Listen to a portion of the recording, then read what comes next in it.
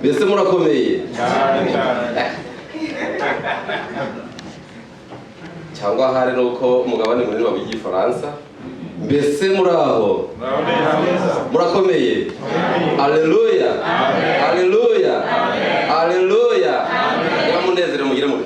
Alors pour ceux qui sont contents, levez vos mains. Amen. ndashimira Imana cyane. Alors je suis très content et je remercie Dieu pour ce petit moment qu'il vient de nous accorder et d'arriver à cette église. Nous avions l'habitude de vous voir à travers Internet et nous suivions les activités de l'église Urembo et nous remercions toujours Dieu.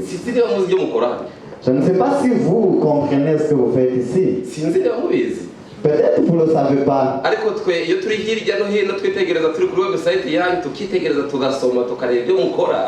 Mais tous ceux qui vous suivent de loin à partir de votre site web, ils disent que voici une église qui travaille. Quand nous voyons les petits enfants qui chantent et que nous voyons les petits enfants qui récitent des versets, nous voyons des petites histoires pour nos enfants et nous disons voici une église qui fonctionne. Mais on ne sait pas si vous-même sont conscients de la fonctionnement de votre église. Parce qu'il arrive que ça devient comme une habitude, qu'on vient à l'église, qu'on s'assoit, qu'on entre, qu'on sort. Alors que cette habitude devient finalement une routine. Et aujourd'hui, je vais juste vous dire que vous êtes une église qui fonctionne. Amen.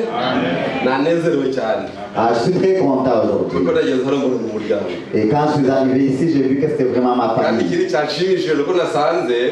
Et j'ai été également content parce que j'ai trouvé qu'il y avait aussi des gens qui sont aussi vieux que moi et qui ont une chose comme moi.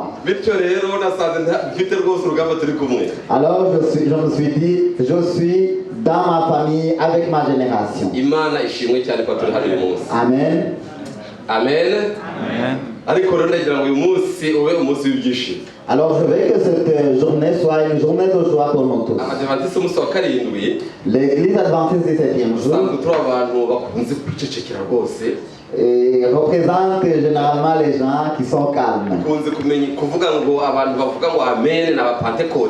Pour nous, nous pensons justement que ceux qui disent Amen, ce sont des pentecôtistes. Mais aujourd'hui, je vais vous demander d'être des pentecôtistes. Parce que être pentecôtiste, ça veut dire qu'on a reçu le Saint-Esprit. Pour être un adventiste, c'est qu'on attend la venue de Jésus. Alors si nous sommes conscients que nous avons le Saint-Esprit, nous devons être contents. Alléluia. Alors je veux que tous les petits enfants qui sont parmi nous soient aussi contents que nous. Je veux remercier l'ancien qui vient de m'accueillir. Parce que lui, il le connaît vraiment. Il le connaît depuis les années 80 à Rusororo. À cette époque, il était enseignant à Rusororo. Et puis il était aussi évangéliste à Masaka. Alors il a été béni dans la région natale de... Parce que son père, pasteur Biruka Eliazar, et puis sa mère aussi, ils l'ont traité comme leur propre enfant. Mais lui ne peut pas le savoir. Il ne peut même pas s'en souvenir. Parce qu'il était un homme d'affaires. Businessman. Il était un homme d'affaires. Eux, ils restaient toujours près de son père. Et ils étaient nourris chaque jour. Et puis lui il rentrait. Et puis il aimait chanter et jouer à la guitare. Mais ce que je veux vous dire à propos de Josué, c'est parce qu'il est un chrétien. Et sa famille est une famille chrétienne. Son origine, c'est une origine chrétienne. Ce sont des chrétiens. Il faut vraiment remercier les gens quand ils sont encore vivants. On a l'habitude de reconnaître les bienfaits, ce que les gens ont fait. Il faut profiter du moment où les gens sont vivants pour les remercier. Quand je suis arrivé ici, j'ai vu Charles Kimenyi. Charles Kimenyi est un homme de comptabilité. C'était quelqu'un vraiment qui aimait la comptabilité et les mathématiques. Ils ont étudié ensemble à Mudende. Mais ce qui est spécial, c'est qu'il a travaillé avec son père. Pasteur Biarwa Kigarama. Il a été président de l'association. Il voyageait chaque jour avec lui dans la voiture pour visiter les différentes églises locales. Et puis il lui racontait des petites anecdotes. Des anecdotes qui étaient pas seulement de belles anecdotes, mais aussi des anecdotes réconfortantes. Et je me demandais, est-ce que vraiment son fils Charles est au courant de ces anecdotes? Mais quand je l'ai vu aujourd'hui, j'ai été content.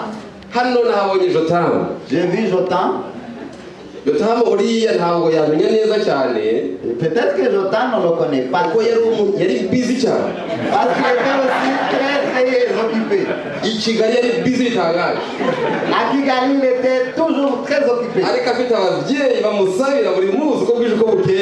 Mais il avait ses parents qui étaient toujours à genoux pour prier pour lui. Ses parents, il l'aimait vraiment beaucoup. Son père, Pasteur Rwamieto, c'est lui qui était allé le chercher à Lukanga quand il venait de finir ses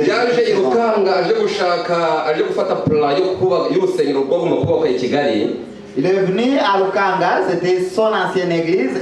Pour chercher.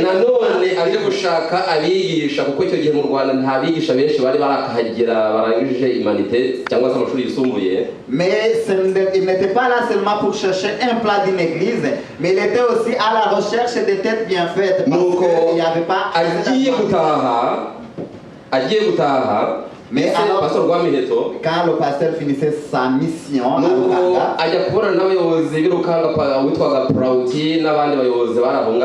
il est allé rencontrer les dirigeants de l'église de Lukanga.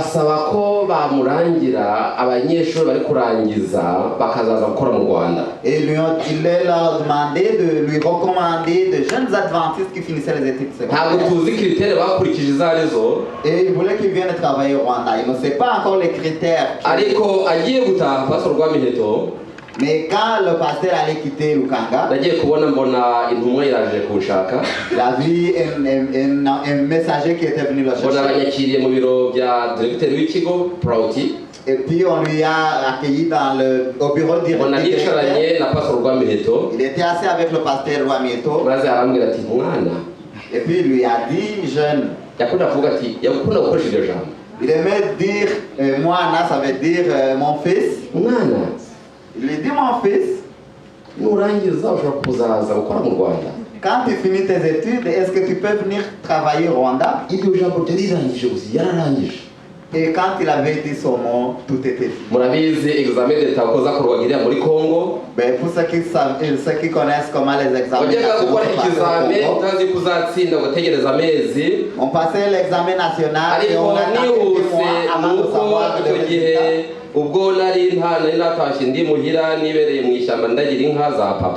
Mais après justement, quand il avait fini son examen, qu'il était revenu à la maison et puis qu'il travaillait justement dans la et messager est venu le chercher dans la ferme pour lui dire.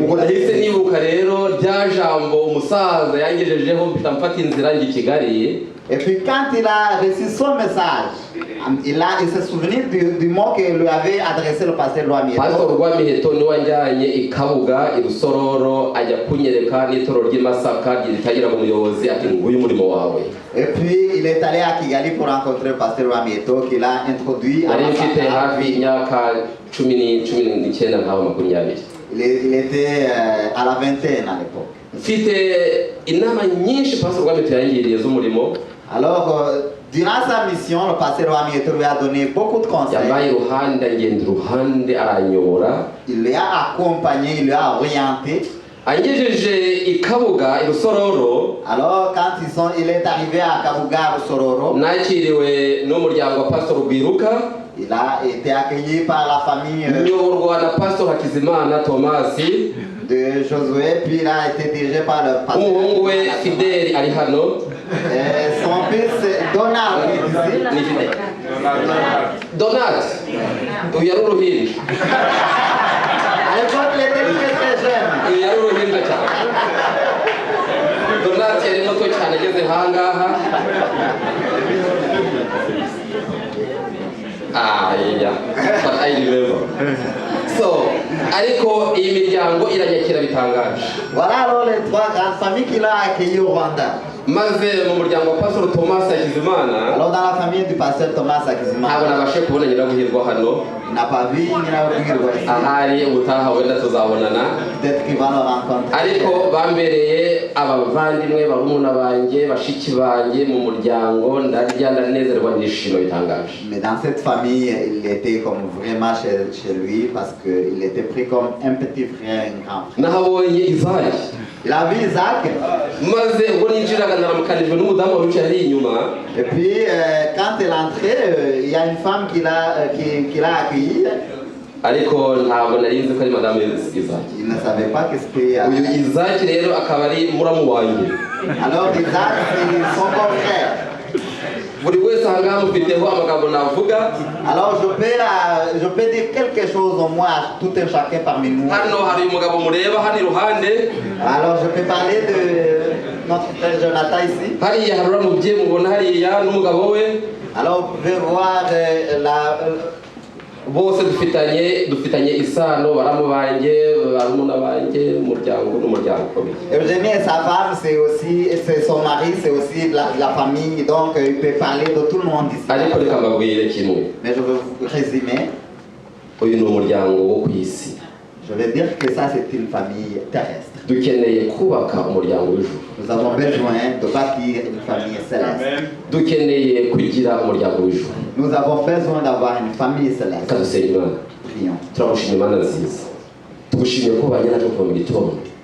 Tugushimiye ko waturinze ukatuyobora. Ndagushimira cyane iri torero ururembo wemeye ko rishinga imizi ahangaha muri uyu murwa muri mudugudu wa Moreyali. Kugira ngo ubitoranirize bagukorere maze ababona bajya babona muri Yesu babuhimbaze. Muri iki gitondo ndakwingiza ngo twumve uguhamagarwa guheruka maze duhaguruke tugukorere tutishama tutinuba. Unyagasana bazakira ubutumwa bwawe bakizwe mu izina rya Yesu. Amen.